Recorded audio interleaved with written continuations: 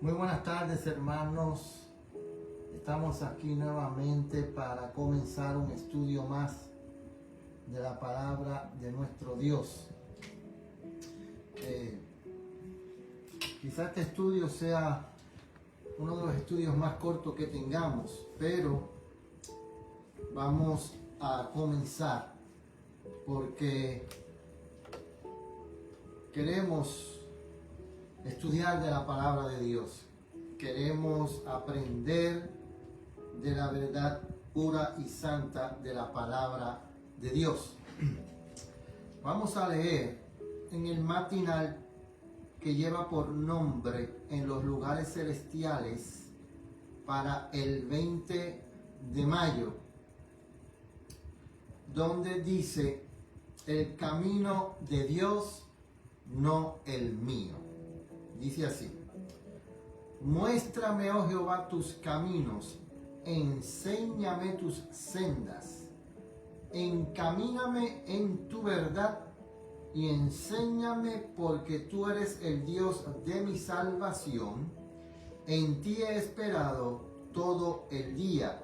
Salmos 25, versículos 4 y 5.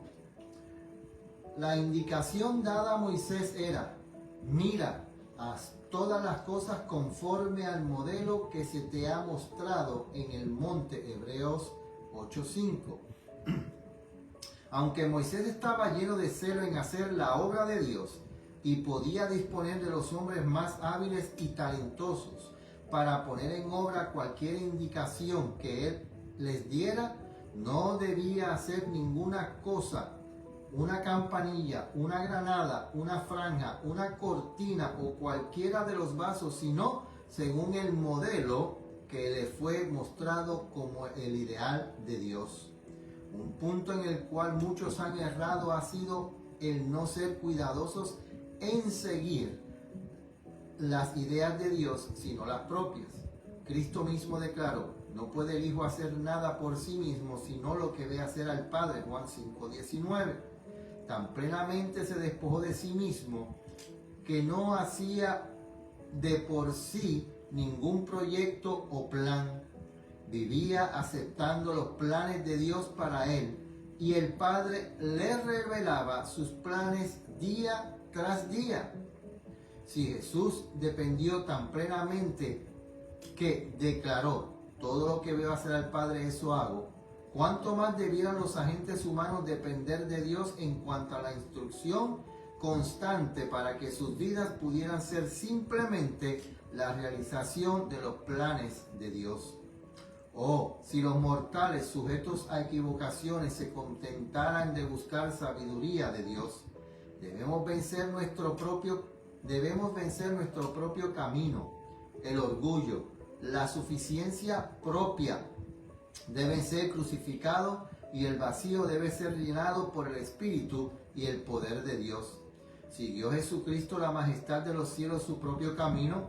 Miradlo en tortura de alma en Getsemaní, orando a su Padre. ¿Qué es lo que arrancan esas gotas de agonía de su santa frente? Esta debiera ser nuestra actitud: no se haga mi voluntad, sino la tuya. Esto es verdadera conversión. Vamos a ir de rodillas para tener una palabra de oración.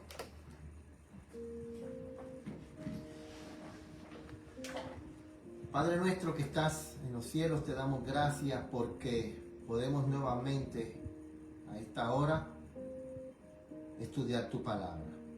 Queremos pedirte que nos ayudes en este momento a poder entender tu voz, escucharla, que no permitas que el enemigo corte la transmisión como ha pasado en otras ocasiones, que nos ayudes a poder entenderte a ti, tus caminos y tu voluntad.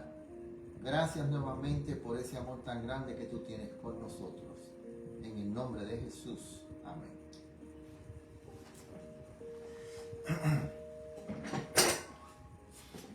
Bueno, hermanos, estamos aquí para continuar con el estudio del libro Palabras de Vida del Gran Maestro. el librito que comenzamos, que es el libro que habla acerca de las parábolas que Jesús utilizó para enseñar las verdades bíblicas que él quería que el pueblo entendiera. Bienvenida, hermana Lucy. Sé que está un poco adolorida, pero oramos para que el Señor le pueda dar alivio y consuelo y que pueda reponerse pronto del dolor que tiene. Así que el Señor la bendiga. Bueno, este estudio va a ser, quizás sea más corto de lo normal, pero están pasando muchas cosas a nuestro alrededor. Están pasando muchas cosas en el pueblo que Dios ha levantado para este último tiempo. El pueblo de Dios cada vez se está alejando de la voluntad de Dios, siguiendo los caminos de los hombres. Estamos siguiendo a hombres que se dicen ser sabios, pero en su sabiduría se han vuelto necios. Hombres que están rechazando la luz y la verdad que Dios nos dio como pueblo después de cientos y tantos años del movimiento adventista estar presente y de querer presentar las verdades distintivas que Dios nos ha dado como pueblo. Pues estamos llegando al punto de que líderes reconocidos de la iglesia están rechazando esas verdades distintivas y nos quieren hacer ver como si fuéramos igual que las demás religiones, igual que las demás iglesias. Y nosotros tenemos que entender que como movimiento adventista del séptimo día, nosotros somos un pueblo peculiar. Somos un pueblo especial. Somos un pueblo santo, separado de las cosas comunes de este mundo. Dios nos ha separado a nosotros para que podamos llevar esas verdades distintivas de la Biblia, esas verdades que están en la Biblia desde hace muchos años, desde hace miles de años, pero que el mundo, por su orgullo, por su vanidad, por su hipocresía, no ha tirado esas verdades por el piso, y por eso Dios tuvo que levantar al movimiento adventista para que el movimiento adventista pudiera sacar del lodo, pudiera sacar del fango, pudiera sacar de abajo de toda esa porquería que el hombre le había puesto a la palabra de Dios, poder levantar la palabra de Dios, poder levantar esas verdades distintivas que están en la palabra de Dios, que el mundo se había olvidado. Y ahora Dios levanta un movimiento, un pueblo adventista del séptimo día, para que levantemos nuevamente esas verdades que habían sido ocultadas por el enemigo de las almas. Y duele ver que en estos días los pastores digan que la iglesia adventista no es distintiva, sino que somos cristianos.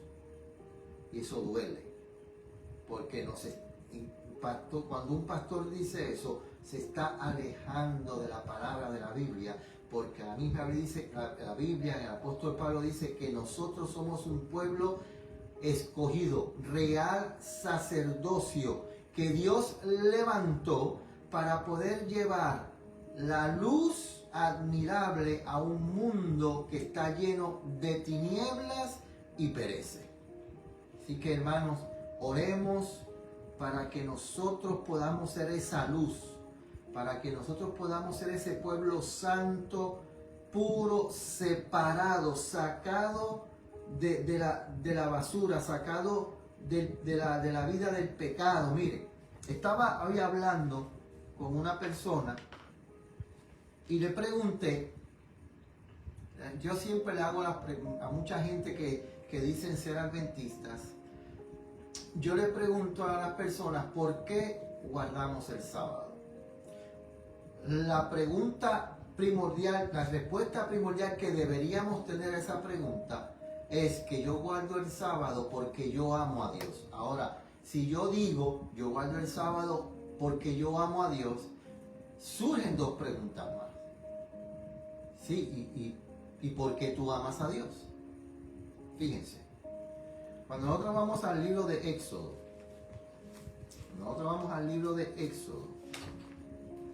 yo le estaba diciendo a la persona, mira, además, para yo poder amar a Dios, pues yo tengo que obedecerle.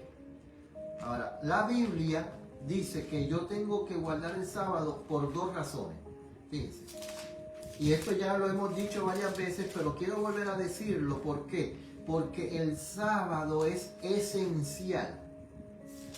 El sábado, el día consagrado, el día que Dios consagró para hacer su día santo, es muy esencial para nuestra vida cristiana espiritual.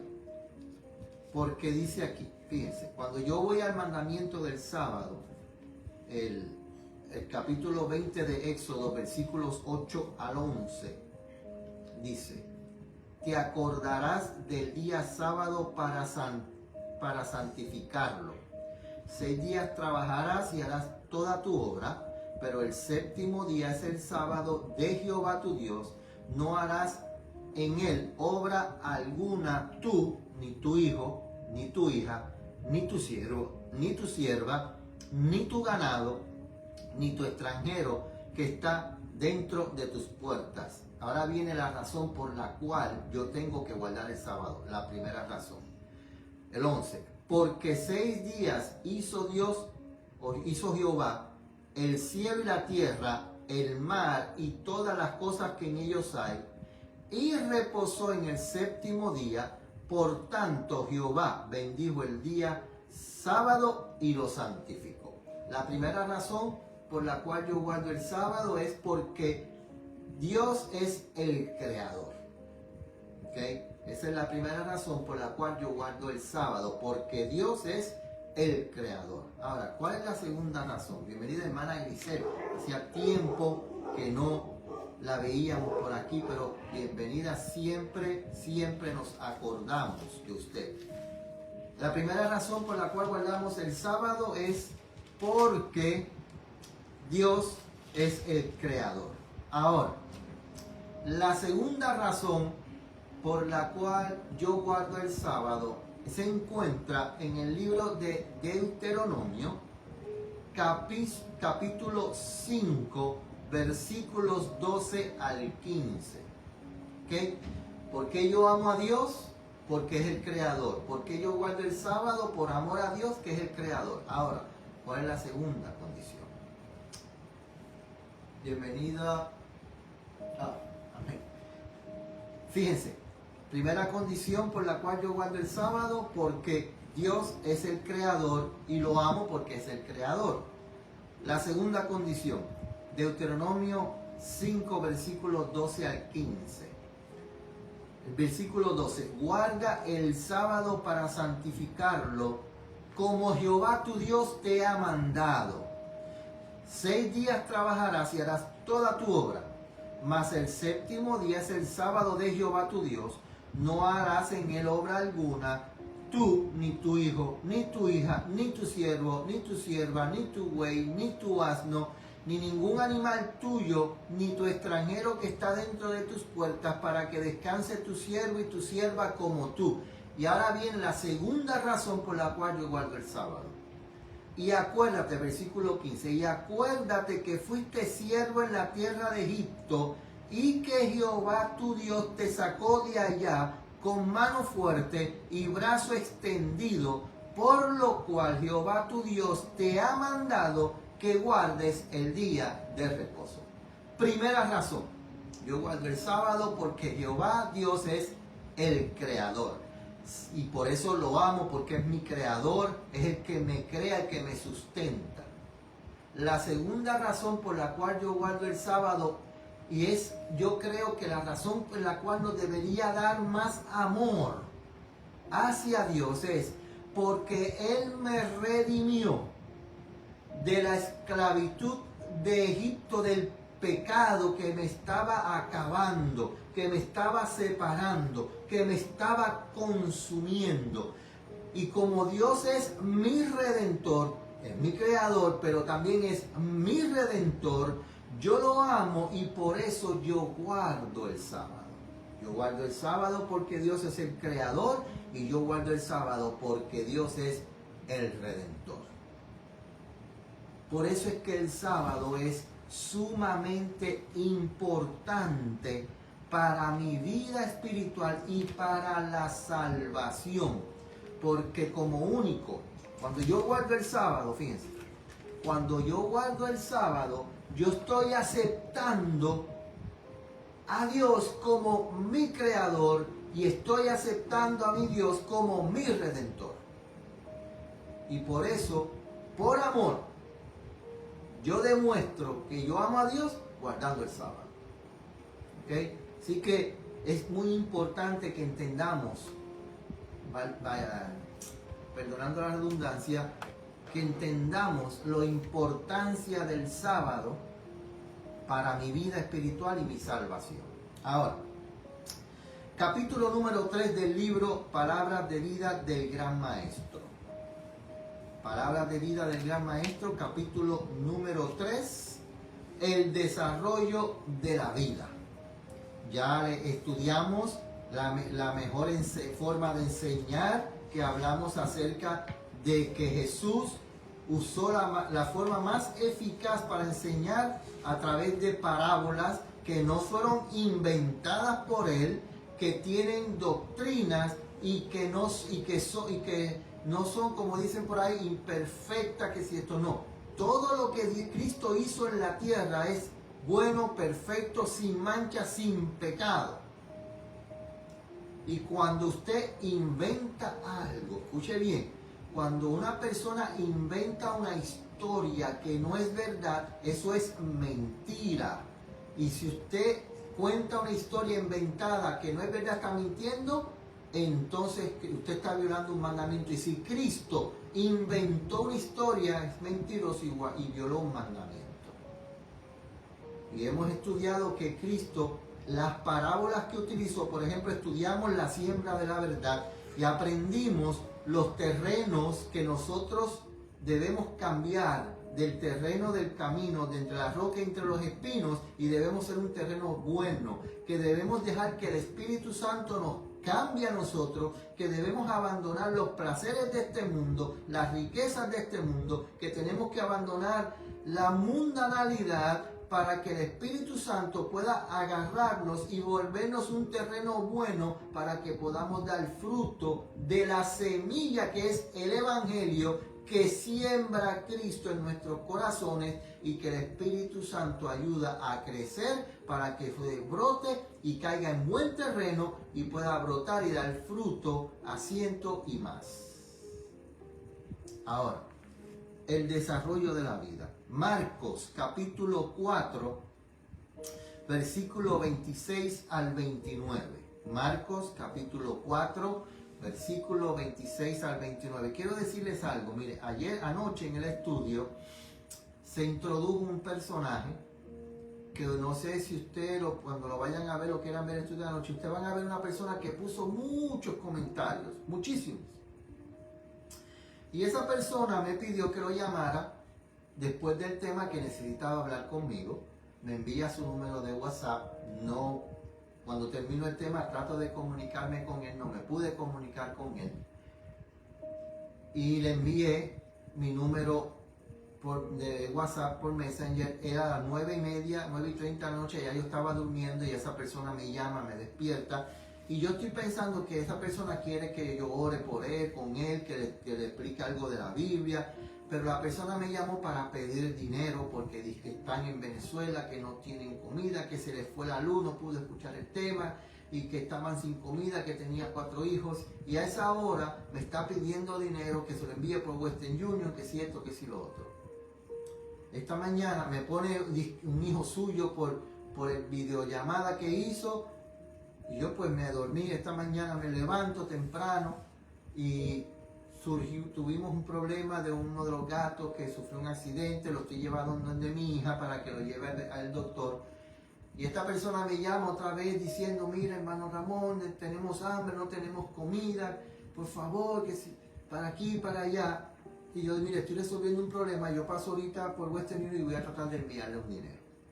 Cuando voy a Western Union, que empiezo el trámite, la persona me pregunta, la señora de Western Union me pregunta que si yo conocía a esta persona y se la había pedido. Le digo que no. Y ella me dice, ¿usted nunca ha enviado dinero a esa persona y no lo conoce? No, yo no lo conozco. Él solamente me pidió ayuda porque no tienen comida, necesitan ayuda. Mire, nosotros no vamos a enviar ese dinero. Porque si usted no lo conoce, nunca le ha enviado dinero, no podemos enviarlo porque esto puede ser un fraude y le puede causar problemas. Y yo le dije, bueno, yo tenía miedo de que fuera eso, pero usted me recomienda, no lo haga porque eso te puede causar más problemas. Pues ok, pues me voy a otro Western Union para ver si cambia la situación y fue la misma historia. No me dejaron enviar el dinero. Llamo a la persona y le estoy explicando de que no me dejaron enviar el dinero y ese hombre empezó a ponerme peros y excusas y me dijo que unos pastores le habían enviado dinero hace unos meses atrás y ellos no habían tenido problemas en Walmart. Yo, mire, en Walmart donde yo vivo no hay Western Union. Walmart tiene MoneyGram, no hay Western Union. Pues si usted me envía información de alguno de los pastores, yo puedo comunicarme con ellos, hablo con ellos, le hago llegar el dinero y ellos se lo envían a usted. No, pero es que yo no tengo el número. Bueno, la cuestión es que el hombre, cada vez que yo le daba una solución, me ponía un pero. Dicho esto, llegamos a la conclusión de que esto era una trampa para sacar dinero. Uno quiere ayudar a la gente, pero siempre aparecen las personas que quieren hacer daño en vez de ayudar. Así que tenemos que tener mucho cuidado. Llamamos a la hermana de mi esposa en Venezuela, le envió un mensaje y la hermana de mi esposa le dice que eso es lo que están ahora haciendo en Venezuela. Están creando un Facebook de esos mentirosos, falsos, y están haciendo trampa, lo que llaman scam, para que la gente le envíe dinero.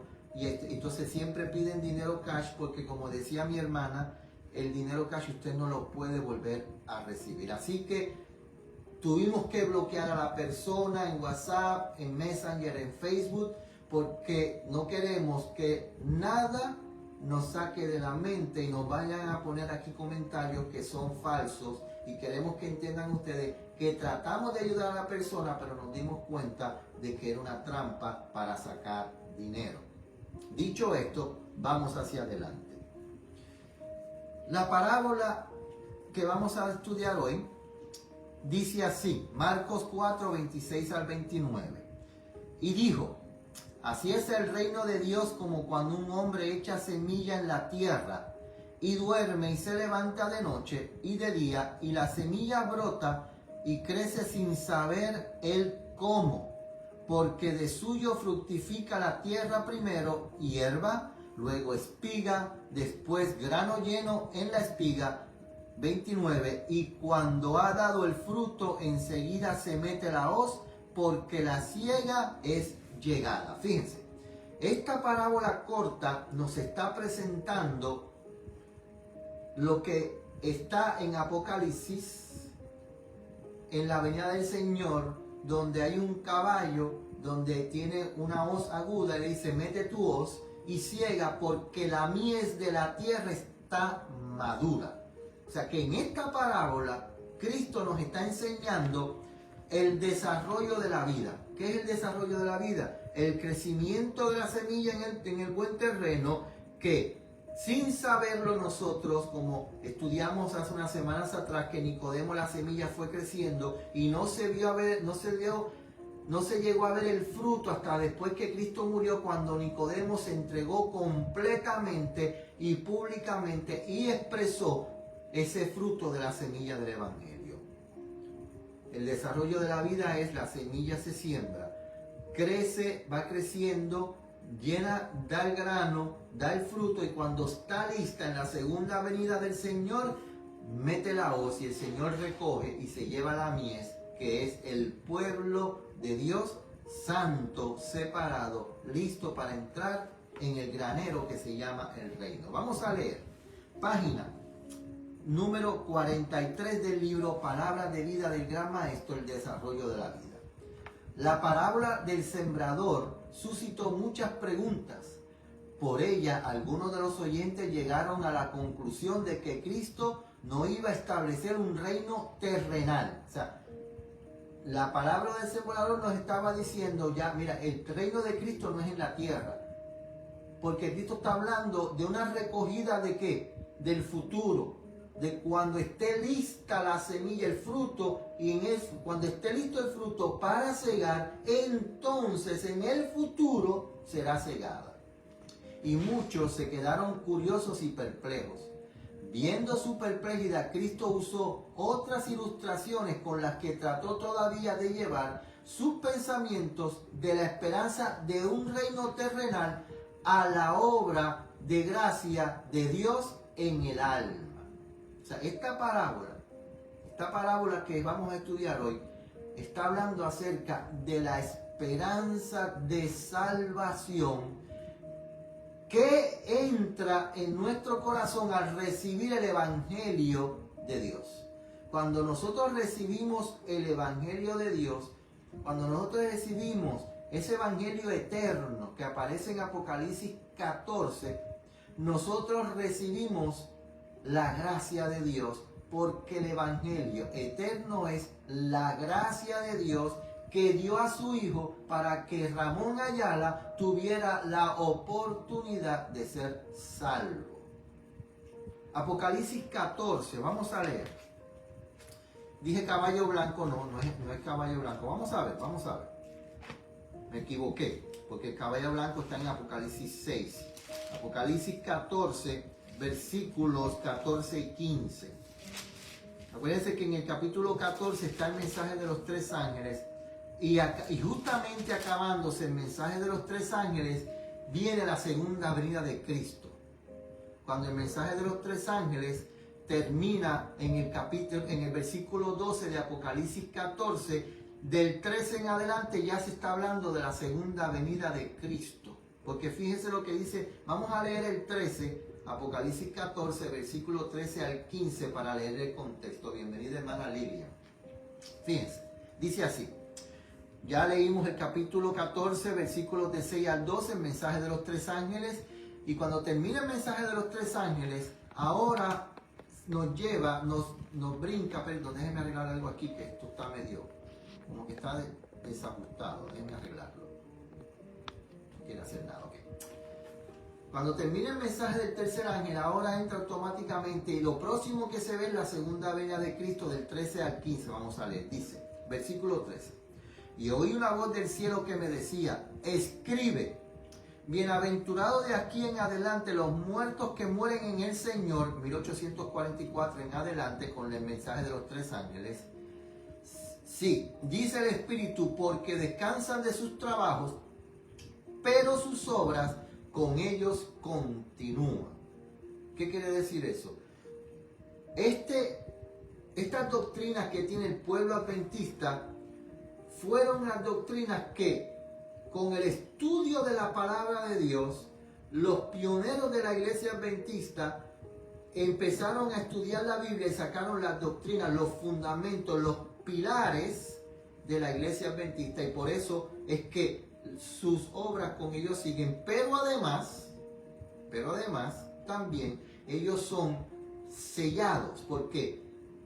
Son sellados para salvación porque aceptaron el mensaje de los tres ángeles y lo vivieron. Fíjense. Y sigue diciendo, el 14. Y miré, y he aquí una nube blanca, y sobre una nube uno sentado semejante al Hijo del Hombre, Cristo, su segunda venida, que tenía en su cabeza una corona de oro y en su mano una hoz aguda. Me equivoqué, ahorita dije en caballo blanco, no, es aquí. ¿Ok?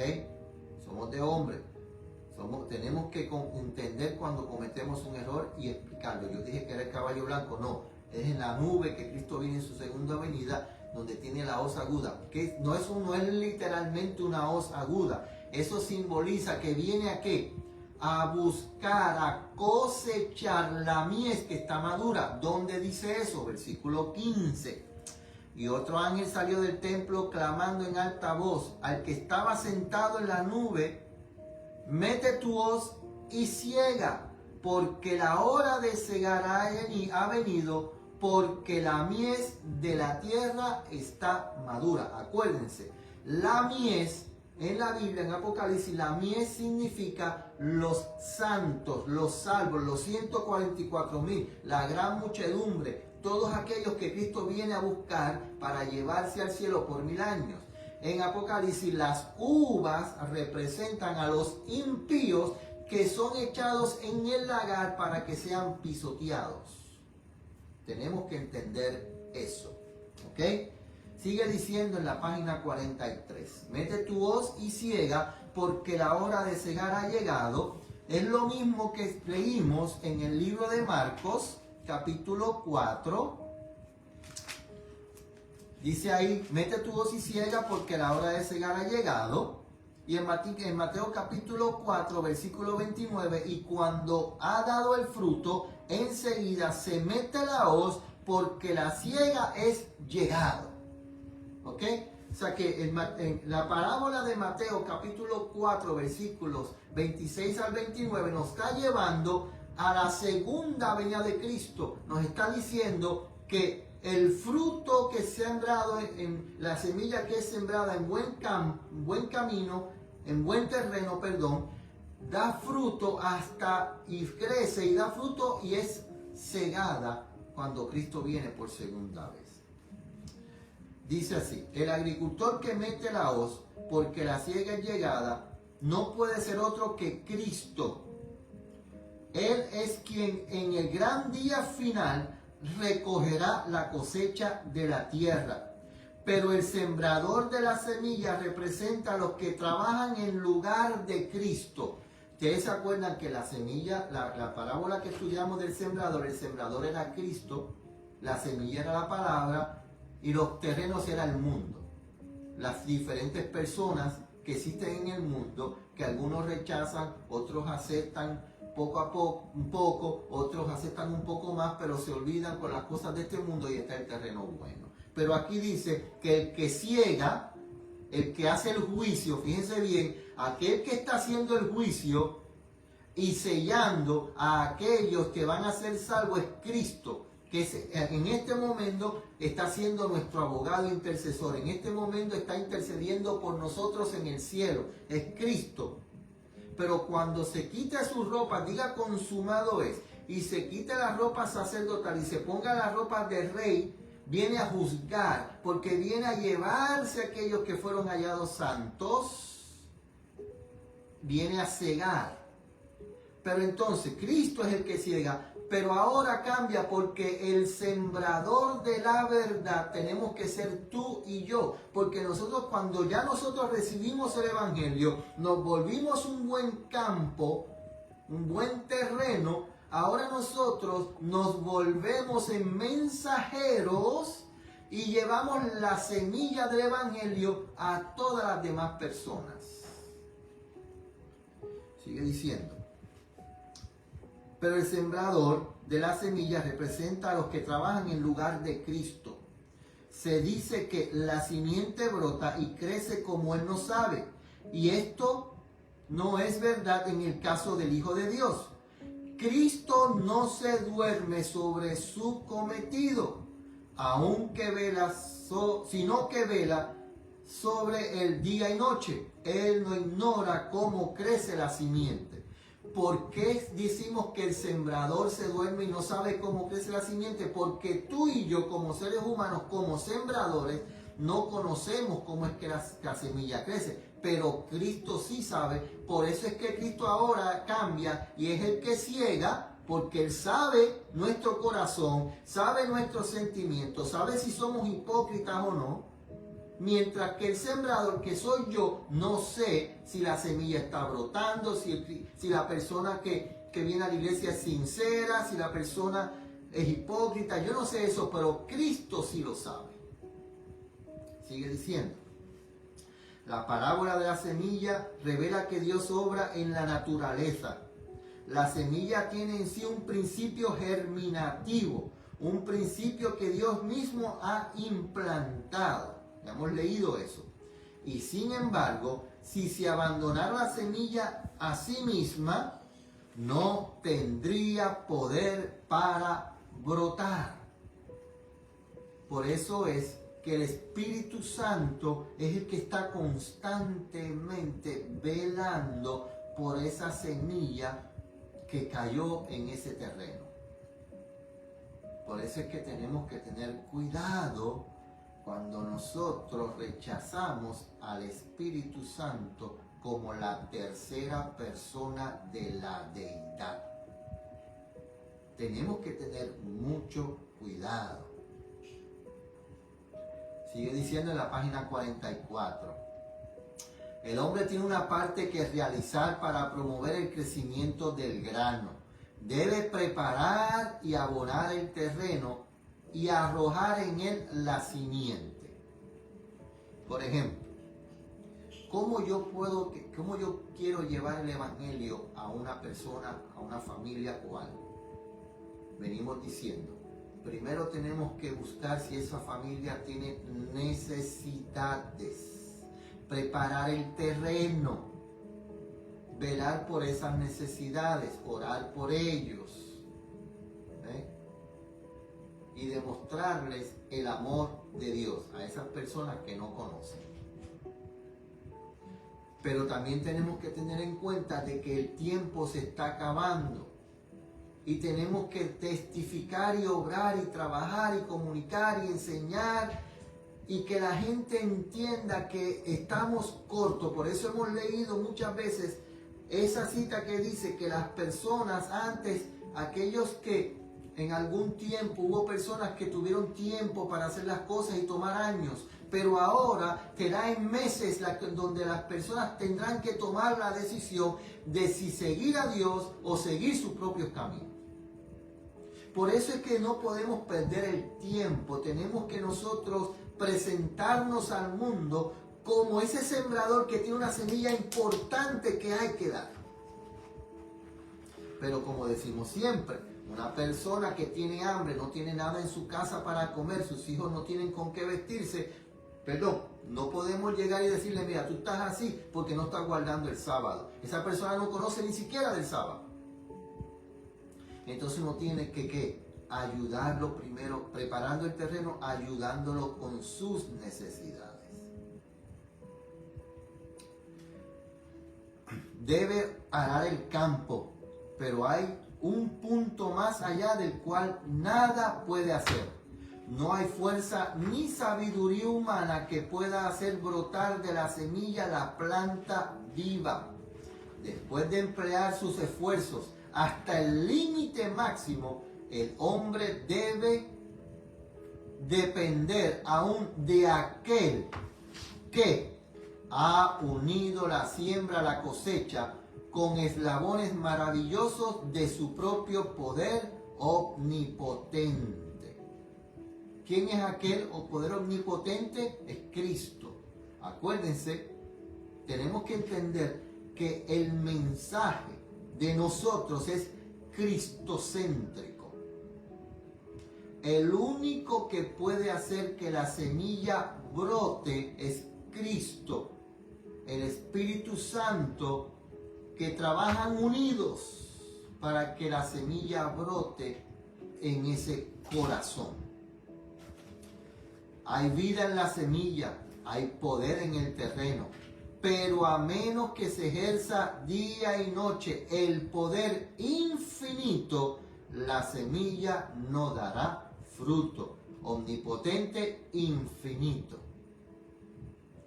Fíjense, se está hablando de Cristo, que la gente, que hay creencias que dicen que fue engendrado, que tuvo un principio allá en la eternidad, pero aquí estas dos palabras, omnipotente e infinito, me dicen que Cristo no tiene principio. Porque infinito es que no existe ni principio ni fin. Sigue. La semilla no dará fruto. Deben caer las lluvias para dar humedad en los campos sedientos. El sol debe impartir calor. Debe comunicarse electricidad a la semilla enterrada. ¿Quién es el sol? Cristo es el sol de justicia. ¿Quién es la lluvia? Y el calor, la lluvia, ¿quién es? El Espíritu Santo. El Creador es el único que puede hacer surgir la vida que Él ha implantado. Cada semilla crece, cada planta se desarrolla por el poder de Dios. Fíjense, cuando dice por el poder de Dios, acuérdense lo que hemos dicho, cuando de aquí dice que la semilla crece y la planta crece por el poder de Dios, está hablando porque los tres trabajan al unísono. Los tres trabajan juntos. Dios, un Dios, tres personas. Un Dios, tres personas. No son tres dioses. Un Dios, tres personas. Acuérdense que Dios no es su nombre. Ese no es su nombre. El nombre de los tres es Jehová. ¿Ok? Y tenemos un tema aquí que usted lo puede ver, donde con la Biblia se confirmó que los tres se llaman Jehová. ¿Ok?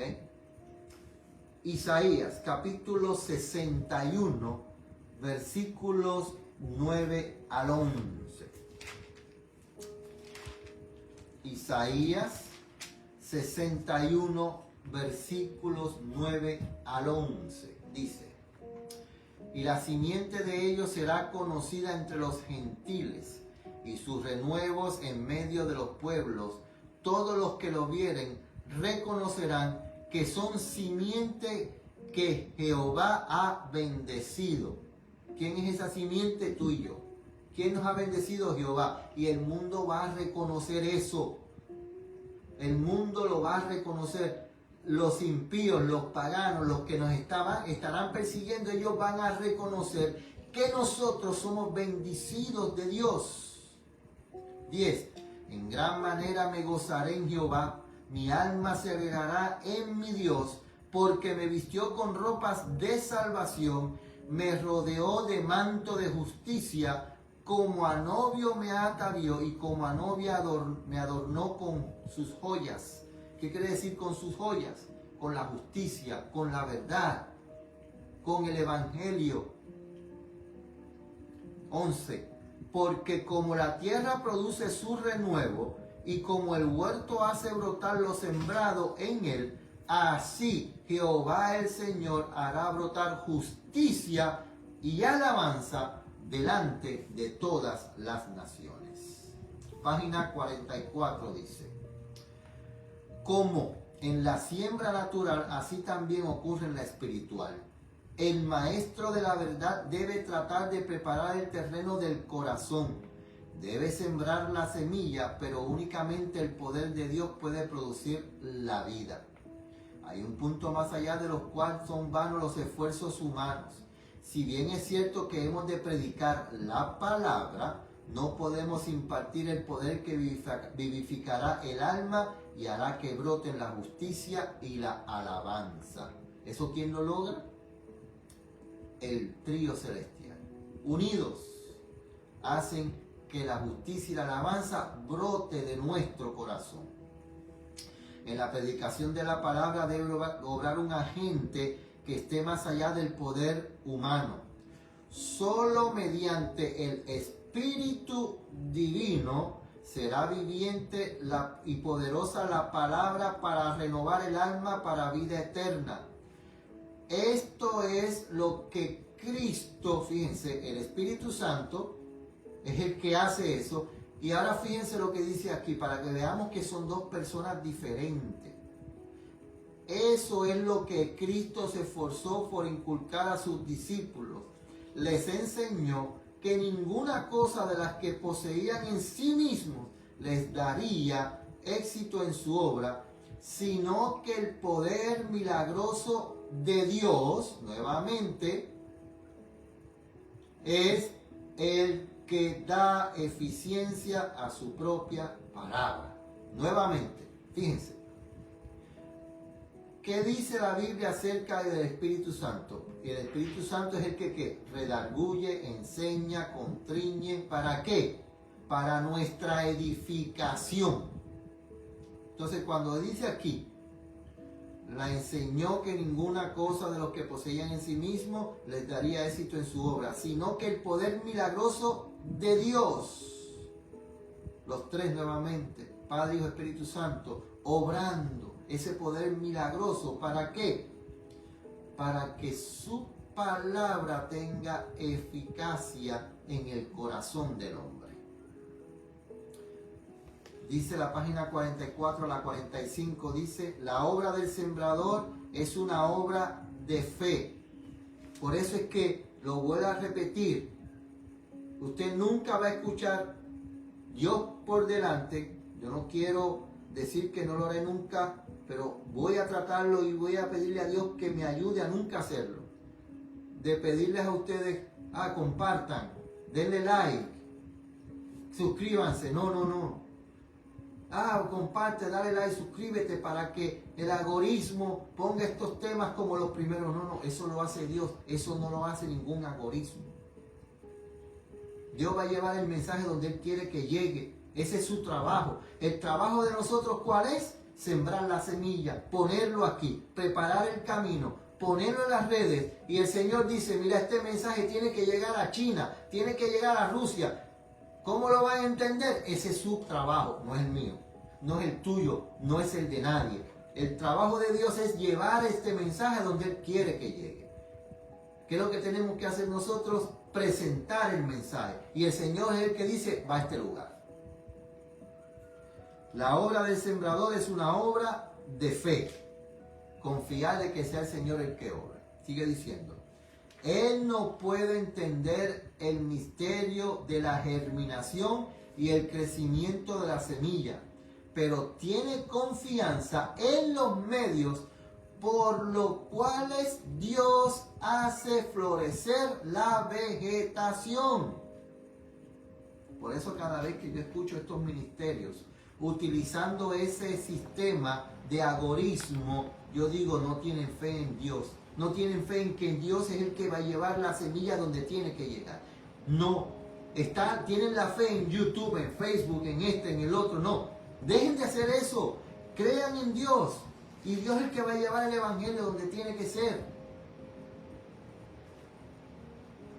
Al arrojar la semilla en el terreno, aparentemente está tirando el precioso grano que podía proporcionar pan para su familia. Pero no hace sino renunciar a un bien presente para recibir una cantidad mayor.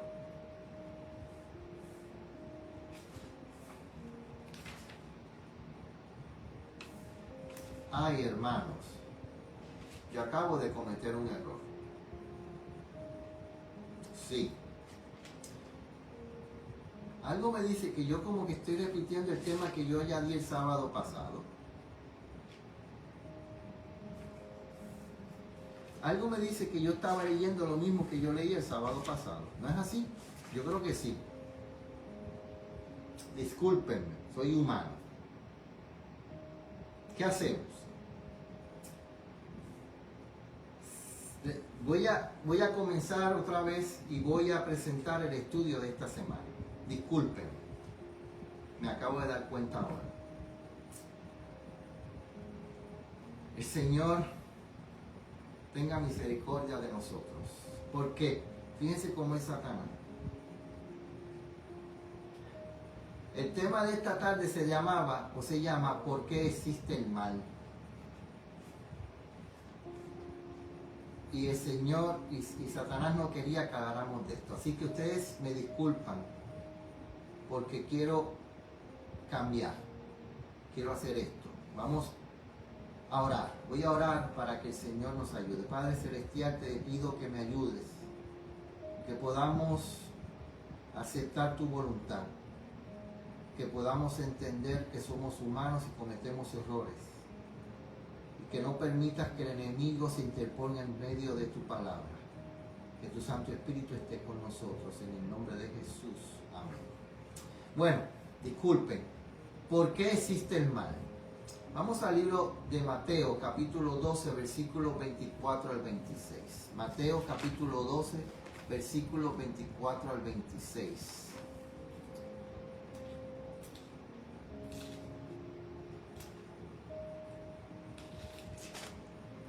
Es que le estaba diciendo al pastor que esta situación con este hombre que quería estafarnos me ha causado un poco de preocupación y he estado en mi mente, y pues eso me ha sacado un poco de concentración. Mateo capítulo 13, versículos 24 al 26. Le relató otra parábola diciendo: el reino de los cielos es semejante al hombre que sembró buena semilla en el campo, pero mientras dormía los hombres, vino su enemigo y sembró cizaña entre el trigo y se fue. Y cuando la hierba salió y dio fruto, entonces apareció también la cizaña. Sí, yo sé que en la repetición está el aprendizaje, pero quiero llevar esto en el orden. Y ya está en Facebook, la gente lo puede ver, y no quiero que se siga. Claro, volver otra vez. Y yo entiendo, gracias hermana Lidia, pero por favor, tengan paciencia conmigo. Soy humano. Isaías capítulo 14, versículos 12 al 15. La cizaña. Pregunta: ¿seré yo cizaña? ¿Seré yo cizaña? ¿Por qué? Porque la cizaña y el trigo se parecen, solamente se conocen hasta que se llena el trigo, la espiga se llena. Isaías 14, 12 al 15.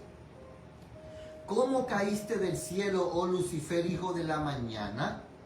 Cortado fuiste por tierra, tú que debilitabas a las naciones.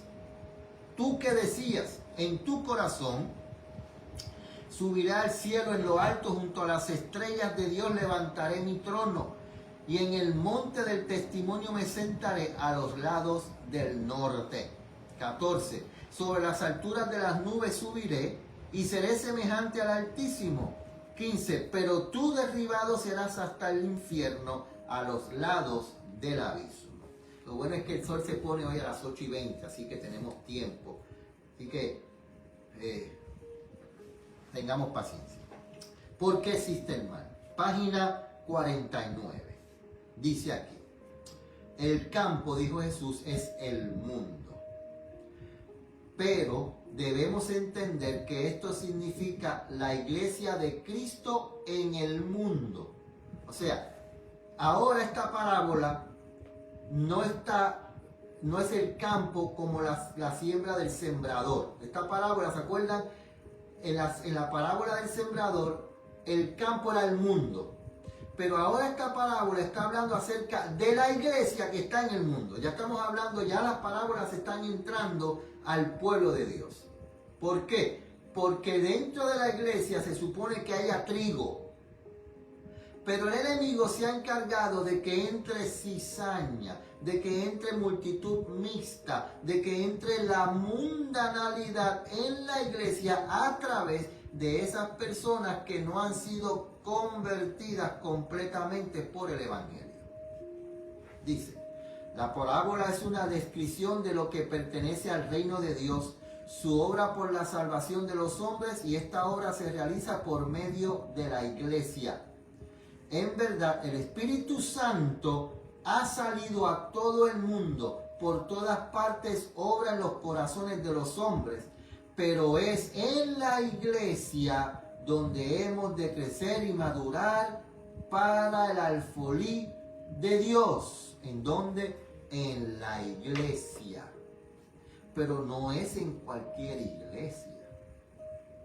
Porque si usted va a una iglesia donde no está el Espíritu de Dios, porque la gente no está adorando a Dios y obedeciendo a Dios en todos sus caminos, hay otro espíritu en esa iglesia, y esa iglesia no me está enseñando a mí cómo yo puedo llegar a la salvación. Mateo 13, 36 al 39. Mateo capítulo 13, versículos 36 al 39. Dice: Entonces Jesús despidió la multitud y se fue a casa, y sus discípulos vinieron a él y le dijeron: decláranos la parábola de la cizaña del campo. Y respondió él y les dijo: el que siembra la buena semilla es el Hijo del Hombre, Cristo. El campo es el mundo, la iglesia. Acuérdense lo que leímos. La buena semilla son los hijos del reino, los verdaderos cristianos que son fieles a Dios, aquellos que guardan los mandamientos de Dios y tienen la fe de Jesús. Y la cizaña son los hijos del malo, la multitud mixta, los hipócritas, los tibios, los que se dicen ser judíos y no lo son. Versículo 39. El enemigo que sembró es el diablo. Por eso leímos Isaías. La siega es el fin del mundo y los segadores son los ángeles. ¿Por qué dice que los segadores son los ángeles? Porque los ángeles son los que llevan a Dios nuestras oraciones, nuestros arrepentimientos, anotan todo. Y Cristo viene con los ángeles. Y dice que los ángeles entregarán los hijos a sus madres. Todo eso es el ministerio angelical, que es el que nos ayuda a tener esa relación con Dios en el cielo. Sigue diciendo la página 49, el que siembra la buena simiente es el Hijo del Hombre. La buena simiente son los hijos del reino, las cizañas son los hijos del malo. La buena simiente representa a aquellos que son nacidos de la palabra de Dios, de la verdad. La cizaña representa una clase que constituye los frutos o la personificación del error y los falsos principios. Aquellos que se dicen ser judíos y no lo son. Y el enemigo que la sembró es el diablo. Ni Dios ni sus ángeles han sembrado jamás una simiente que produce cizaña. La cizaña es sembrada siempre por Satanás, el enemigo de Dios y del hombre. En el oriente, los hombres se vengaban a veces de un enemigo esparciendo en sus campos recién sembrados semillas de alguna hierba nociva que mientras crecía se parecía mucho al trigo. Brotando conjuntamente con el trigo, dañaba la cosecha e imponía dificultades y pérdidas al dueño del campo. ¿Están viendo qué es lo que hace Satanás? Satanás quiere dañar al pueblo de Dios, quiere dañar el campo, quiere dañar la simiente. Dice Apocalipsis 12 que Satanás se enojó con la mujer y se fue a hacer guerra con la simiente de ella, con aquellos que guardan los mandamientos de Dios y tienen la fe de Jesús. Esa es la obra del enemigo de Dios, esa es la obra de Satanás, querer dañar el evangelio eterno, los principios verdaderos de la palabra de Dios, y mete que falsedades, engaños. Así, a causa de la enemistad hacia Cristo, Satanás esparce sus malas semillas entre el buen grano del reino y atribuye el fruto de esa siembra al Hijo de Dios, trayendo al seno de la iglesia a aquellos que llevan el nombre de Cristo, pero cuyo carácter lo niega. El maligno hace que Dios sea deshonrado, que la obra de la salvación quede falseada y que las almas peligren. Por eso es que nosotros seguimos diciendo que la condición que existe en el pueblo, en el así llamado pueblo de Dios, es una condición tan y tan degradante, de tanta tibieza, que el mensaje de la salvación que Dios nos dio a nosotros se ha vuelto el hazme reír ante las naciones. Página 50. Los siervos de Cristo se entristecen a ver a los verdaderos y los falsos creyentes mezclados en la iglesia. Anhelan hacer algo para limpiar la iglesia. Nosotros no vamos a limpiar la iglesia. El trabajo de nosotros es presentar las verdades. El trabajo de nosotros es llamar al pecado por su nombre. El trabajo de nosotros es hacer lo que dice Cristo el profeta. Llama a mi pueblo que se cambie. Yo no quiero que el impío perezca. Yo quiero que el impío vuelva de su mal camino. Dile a la casa de Israel que se aparte de los pecados del mundo. Ese es nuestro trabajo. Como los siervos del padre de familia están listos para desarraigar la cizaña, pero Cristo les dice no, porque cogiendo la cizaña no arranquéis también con ella el trigo. Dejad crecer juntamente lo uno y lo otro hasta la siega. ¿Por qué? Porque si nosotros trigo, tratamos a la cizaña como Dios quiere que se trate, enseñándole el camino, demostrando, testificando, orando, esa cizaña se puede convertir en trigo. El problema es cuando yo trigo me convierto en cizaña. Nosotros tenemos que trabajar para que esa cizaña se convierta en trigo. Ese es nuestro trabajo, pero ¿cómo lo hacemos? Con amor, con misericordia, con justicia. Tito, capítulo 3, versículos 9 al 11. Tito, capítulo 3, versículos 9 al 11. Está cayendo tremendo aguacero. Llevamos una semana de lluvia todos los días. Está cayendo tremendo aguacero. Tito, capítulo 3, versículos 9 al 11. Mi hermana nos dijo que iba a llover. Veníamos de camino hablando con ella y ella nos dice, mira, esta línea de lluvia que yo veo llega hasta allá. Y sí, mira, llegó hasta acá, Lilian. Así que debes trabajar para meteoróloga. Tito 3, versículos 9 al 11. Pero evita las cuestiones necias y genealogías y contenciones y discusiones acerca de la ley. ¿Qué es lo que quiere decir eso? Cuando una persona no quiere entender las cosas, mira, después que tú le explicaste, después que ya, déjalo. Que dice aquí,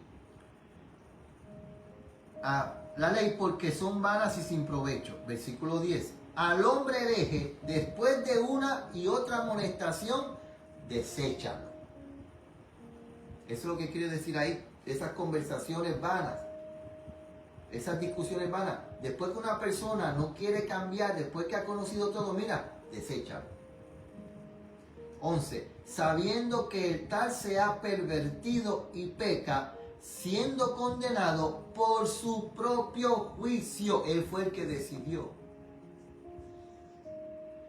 Ahora, ¿qué hay que hacer? Orar por esa persona, pero mira, déjalo.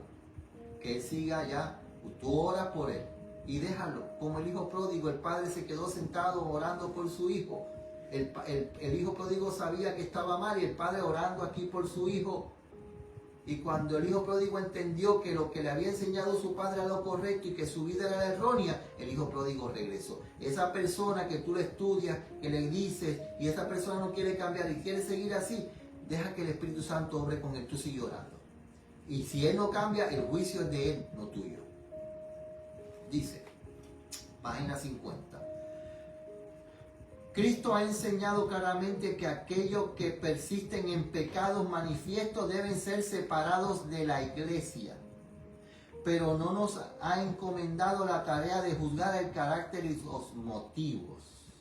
Nosotros, cuando hay un pecado que se conoce, hay que separarlo de la iglesia. Pero si esa persona es salva o no, eso es de Dios y él, no mío. El trabajo de nosotros, como dije ahorita, es que esa persona hay que separarlo de la iglesia porque está dañando, pero hay que seguir orando por esa persona. Y hay que seguir tratando a esa persona.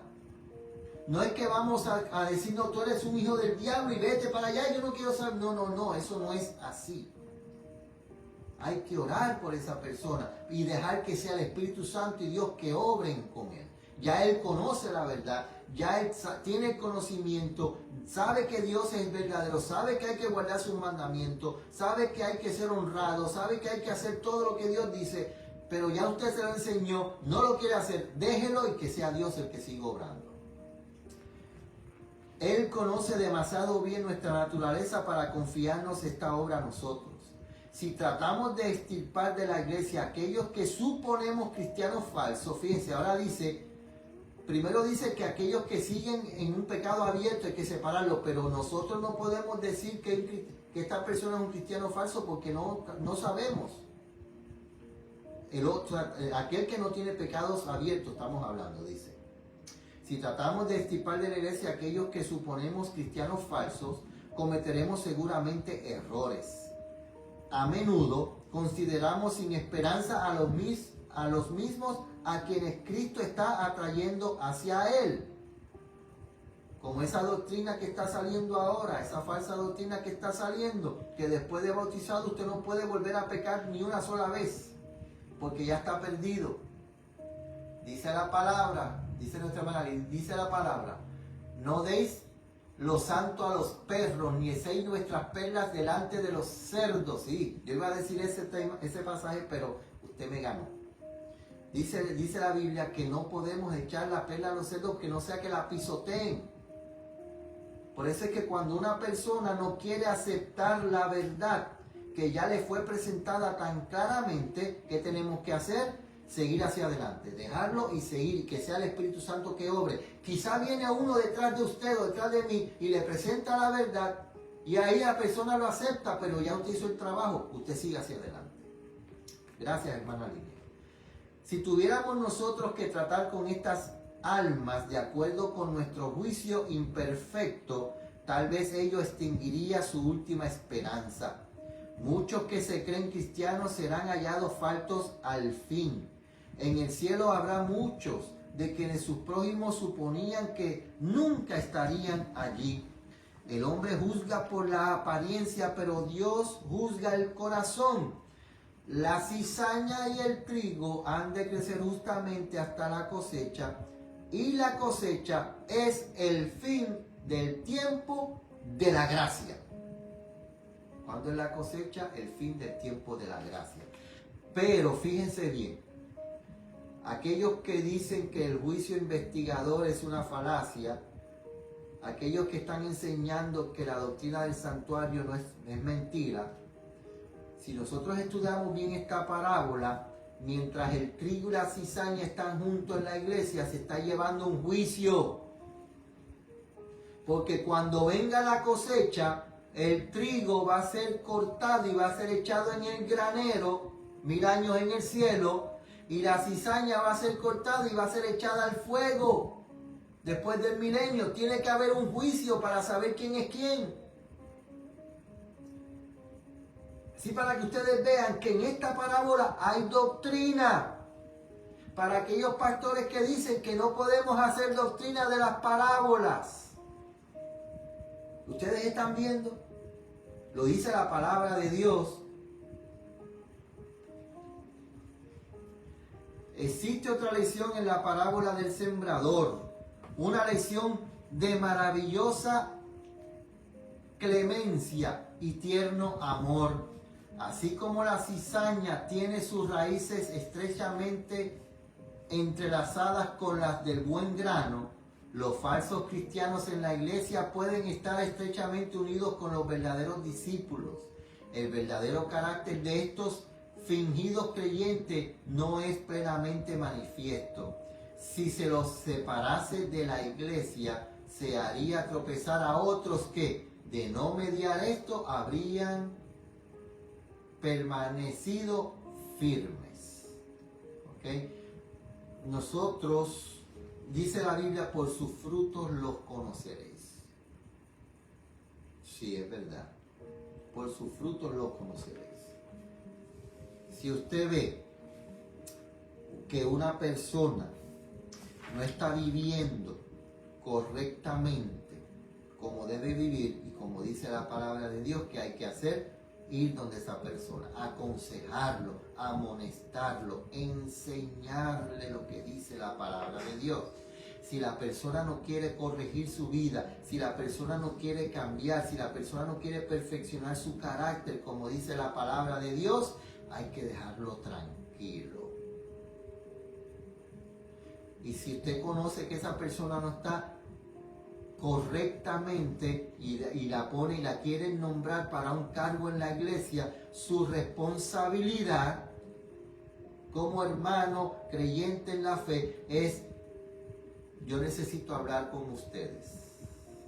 Y usted se presenta y presenta las pruebas y habla en la iglesia. Y dice: hay que orar por ese hermano. No creo que debes tener el cargo por esto. Ya yo hablé con él, lo aconsejé. No ha querido abandonar esa vida que está viviendo. No ha querido cambiar. El anciano y yo hemos ido, hemos hablado con él, hemos orado con él. No ha querido cambiar. No puede tener el cargo. Hay que seguir orando, enseñando y esperando que el Espíritu Santo obre con él. Eso es lo que dice la palabra de Dios que tenemos que hacer. Porque si nosotros cortamos la cizaña, esa persona se molesta, nos llama hipócritas y forma un revuelo, y aquellos que pudieran estar firmes se van con esa persona porque él dice: me trataron mal, y esas personas se van con ese. Hay que tener mucho cuidado. La enseñanza de esta parábola queda ilustrada en el propio trato de Dios con los hombres y los ángeles. Satanás es un engañador. Cuando él pecó en el cielo, aún los ángeles leales no discernieron plenamente su carácter. Fíjense, cuando Satanás pecó allá, no sabían, no discernieron su carácter. Esta es la razón por la cual Dios no destruyó en el acto a Satanás. Si lo hubiese hecho, los santos ángeles no hubieran percibido la justicia y el amor de Dios. Fíjense lo que esta parábola nos está llevando también. La profundidad de esta parábola nos está llevando allá cuando Lucifer pecó, de por qué Dios no lo mató al momento, no lo destruyó. ¿Por qué? Porque Dios tenía que permitir que su justicia y su amor fueran revelados ante los santos ángeles, ante los mundos no caídos y ante los hombres. Una duda acerca de la bondad de Dios habría sido una mala semilla productora de amargos frutos del pecado y dolor. Por lo tanto, el autor del mal fue dejado con vida hasta que desarrollase plenamente su carácter. A través de las largas edades, Dios ha soportado la angustia de contemplar la obra del mal. ¿Sabes lo que quiere decir eso? Que Dios sufre. Que Dios sufre por cada alma que decide perderse.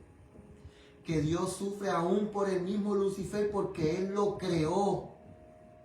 El amor de Dios es tan grande que todavía Dios sufre porque ese ángel puro, santo, que Él creó perfecto, se rebeló en contra de Él. Dios sufre porque ve que esta tierra hermosa, esta tierra bendecida que Él creó perfecta, por la maldición del pecado del hombre, tiene que destruirla para poder hacer una tierra nueva. Dios sufre. Dice: a través de las largas edades, Dios ha soportado la angustia de contemplar la obra del mal y otorgó el infinito don del Calvario antes de permitir que alguien fuese engañado por las falsas interpretaciones del maligno, pues la cizaña no podía ser extirpada sin peligro de desarraigar también el grano precioso. Y no seremos nosotros tan tolerantes para con nuestros semejantes como el Señor del cielo y de la tierra lo es con Satanás. Una pregunta para Dios, fíjense bien, para Dios, escuchen bien lo que voy a decir. Para Dios, ¿cuándo dio su vida por nosotros en la cruz del Calvario? ¿Cuándo? en el año 31 o cuando en la eternidad se ofreció por nosotros si caíamos en pecado. Para Dios. Acuérdense que Dios vive en un eterno presente. ¿Entienden lo que quiero decir? Dios no está limitado en el tiempo. Para Dios, ayer es hoy y mañana es hoy. Porque Dios vive en un constante presente. Dios dio su vida en la cruz del Calvario por nosotros en el momento que se creó el plan de salvación. En el momento que surgió el plan de salvación en la mente perfecta y eterna de Dios, en ese momento Dios entregó su vida por ti y por mí en el Calvario. Dios, para nosotros Dios murió en el año 31, pero para Dios, Él entregó su vida en el Calvario en el momento que dijo, si el hombre peca, yo voy a morir. Dice la página 51, sigue diciendo. El mundo no tiene derecho a dudar de la verdad del cristianismo porque en la iglesia haya miembros indignos, ni debieran los cristianos descorazonarse a causa de esos falsos hermanos.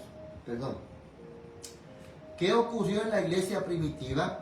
Ananías y Zafira se unieron con los discípulos. Simón el mago fue bautizado. Demas, que desamparó a Pablo, había sido contado como creyente. Judas Iscariote figuró entre los discípulos. El Redentor no quiere perder un alma. Su trato con Judas fue registrado para mostrar su larga paciencia con la perversa naturaleza humana y nos ordena que seamos indulgentes como Él lo fue. Él dijo que los falsos hermanos se hallarán en la iglesia hasta el fin del tiempo. Apocalipsis 13, versículos 4 al 7. Apocalipsis capítulo 13, versículos 4 al 7.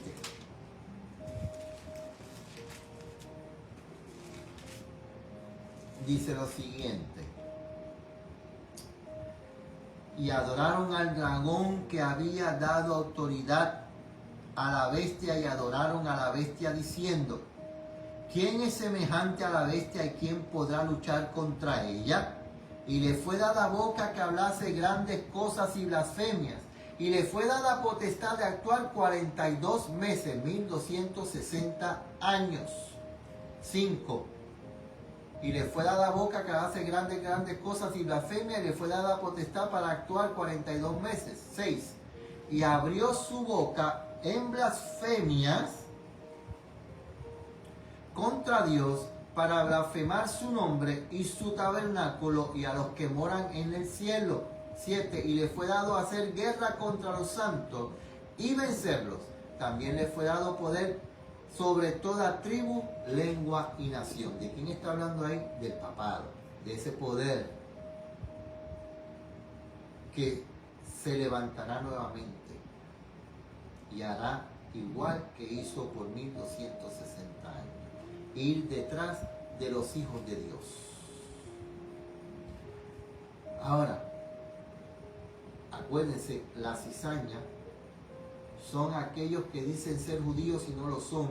Son aquellos que dicen ser hijos de Dios y no lo son. Son aquellos que Satanás ha introducido para dañar a la iglesia.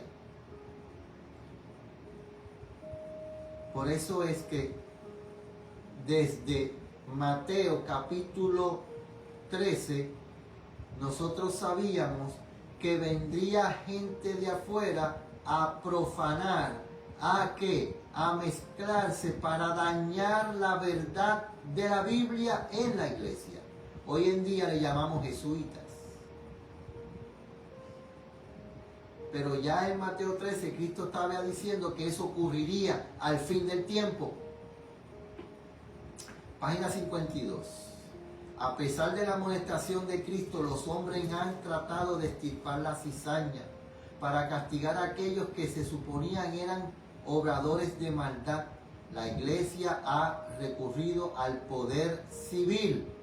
¿Recuerdan? 1260 años.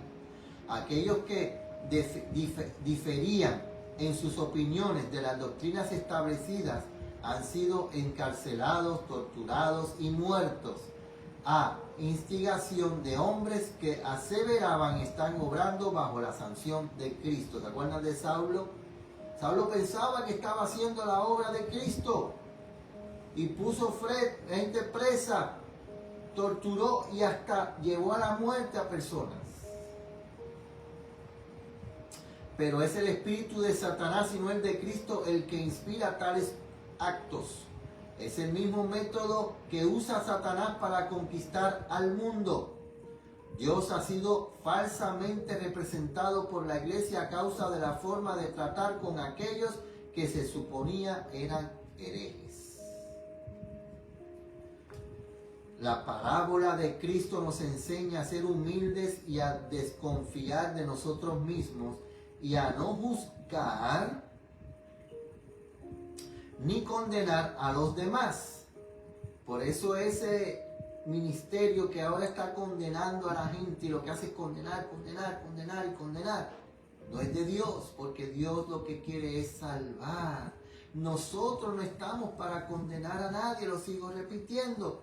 Nosotros estamos para ayudar a Dios a sembrar la semilla del evangelio de la salvación. La parábola de Cristo nos enseña a ser humildes y a desconfiar de nosotros mismos y a no juzgar ni a condenar a los demás. No todo lo que se siembra en los campos es buena simiente. El hecho de que los hombres se hallen en el seno de la iglesia no prueba que sean cristianos. La cizaña era muy parecida al trigo mientras estaba verde, pero cuando el campo se ponía blanco para la siega, la hierba sin valor no tenía ninguna semejanza con el trigo que se doblaba bajo el peso de sus llenas y maduras espigas. ¿Qué pasa?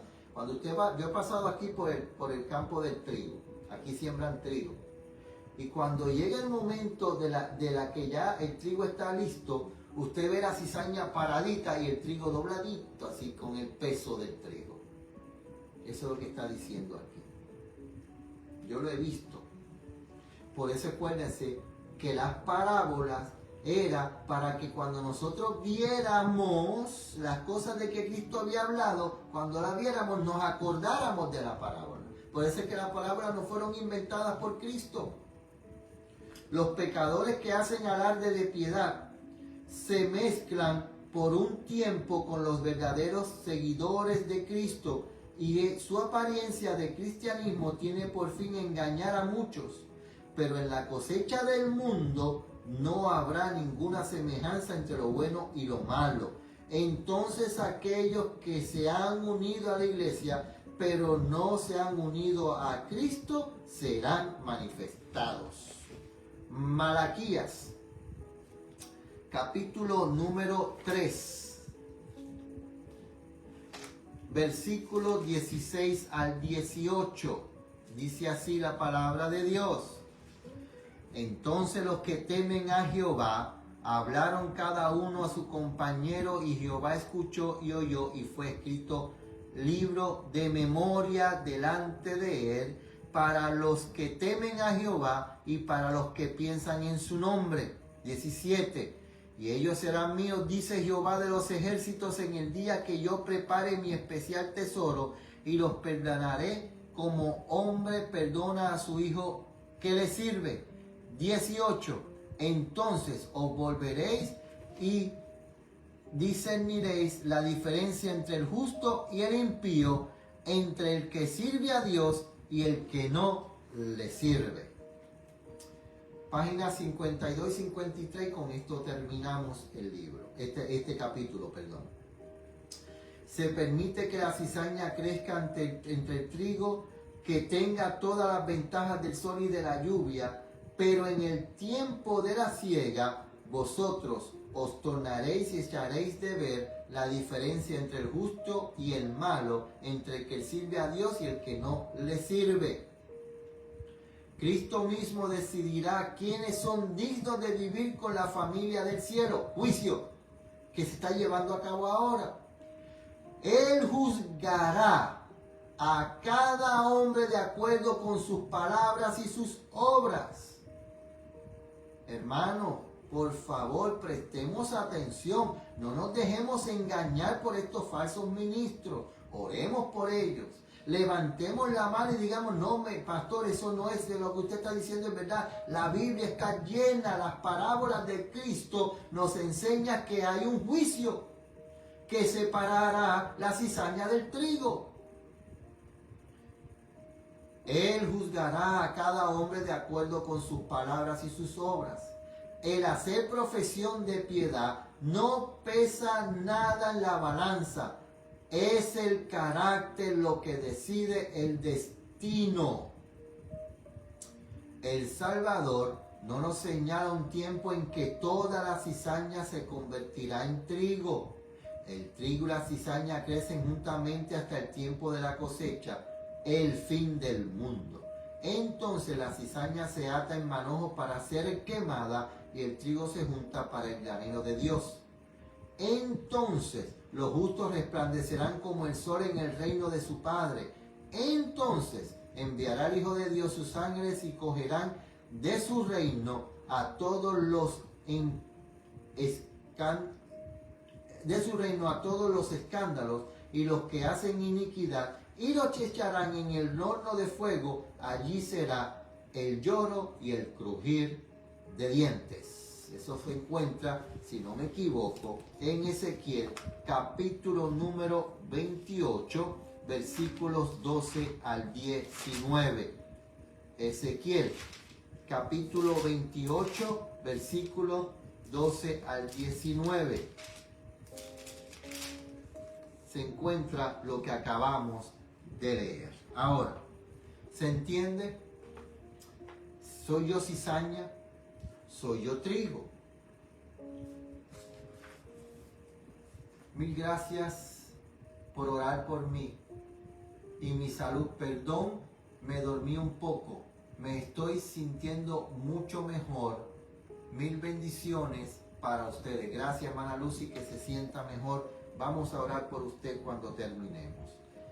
La parábola de la cizaña nos enseña que Cristo está en este momento juzgando. Cristo está ahora mismo viendo quién es su verdadero hijo y quién es aquel que se dice ser su hijo, pero no lo es. En este momento está ocurriendo un juicio en ese santuario celestial.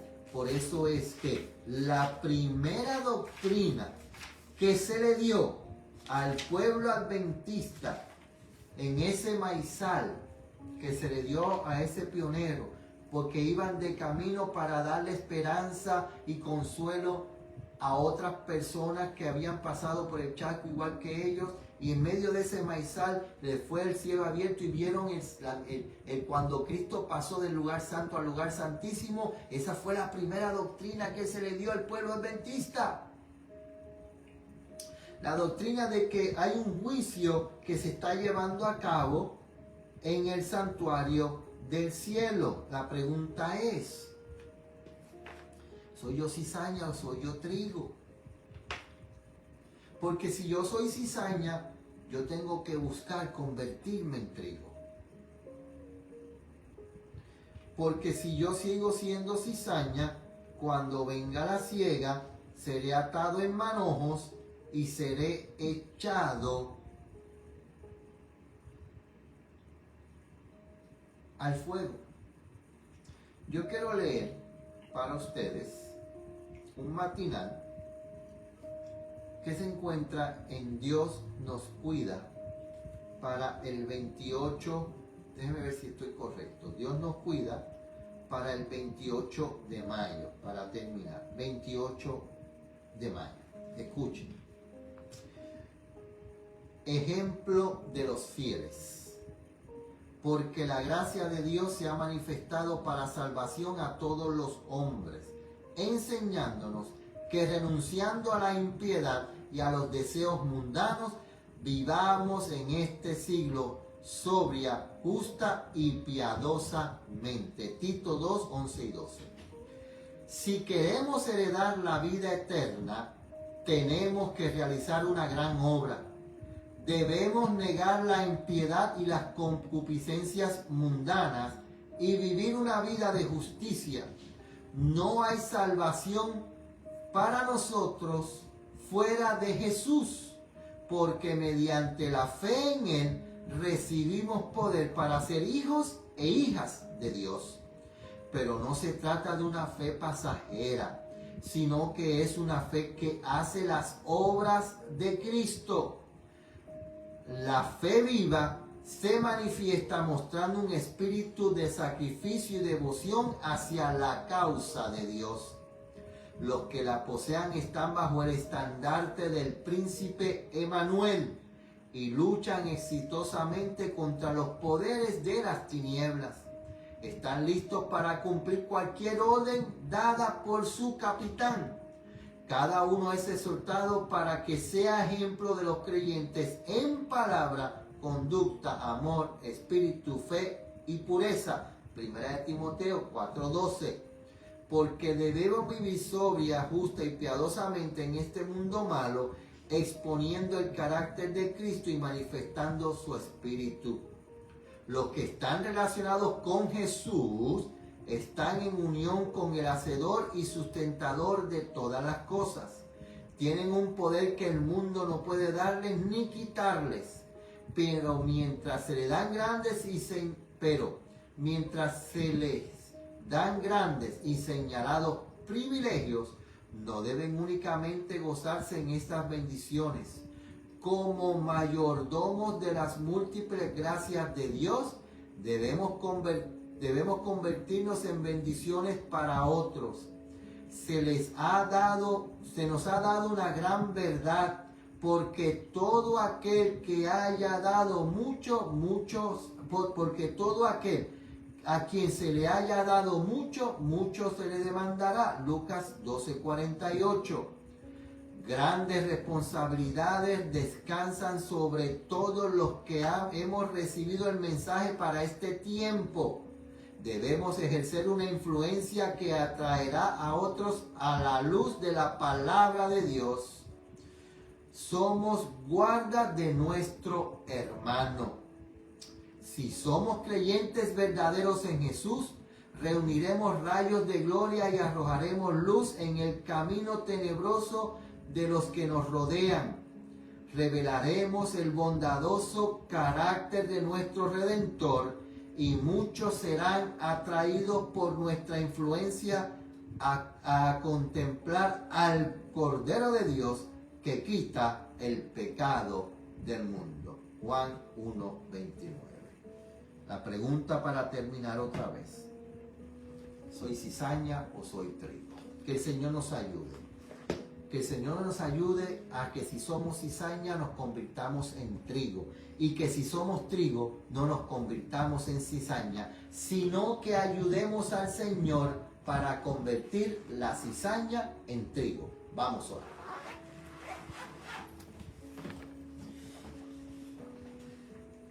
Padre nuestro que estás en el cielo, nuevamente estamos ante ti para darte gracias por tu palabra, para darte gracias por tu amor, para darte gracias porque tú todavía luchas con nosotros para que seamos trigo y no cizaña. Por eso, Señor, te pedimos que nos acompañes, que nos ayudes, que nos fortalezcas, que nos tome de la mano y nos lleves por el camino correcto para que nosotros también podamos tomar de la mano a otros y podamos seguir por ese camino que tú has preparado para la salvación. Quiero poner en tus manos a Lilian, a Grisel, a Astrid, a Lucy, para que tú los tomes también a ellos, para que tú los acompañes, los dirijas allá en sus hogares. Especialmente a nuestra hermana Lucy, que se siente con este dolor en la cérvica, que tú le des consuelo, que tú les des esperanza, que tú les des amor, que tú les des paz y que tú les des alivio a su dolor. Gracias nuevamente por ese amor tan grande. Gracias por este sábado bendecido. Y gracias porque sabemos que muy pronto, tú vendrás a buscar a tu pueblo. En el dulce nombre de Dios amado, Cristo Jesús. Amén. Bueno, hermanos, nuevamente disculpen por la confusión del tema, pero pudimos acabar a tiempo. Que el Señor los acompañe, que el Señor los bendiga en lo que resta de sábado, y al comenzar la semana que puedan siempre acordarse que Dios está a nuestro lado, como el tema de esta mañana, no importando las aflicciones que tengamos, Dios siempre está dispuesto y está siempre a nuestro lado, dispuesto a llevarnos a través de esas aflicciones. Que el Señor los acompañe y los bendiga, es mi deseo y mi oración.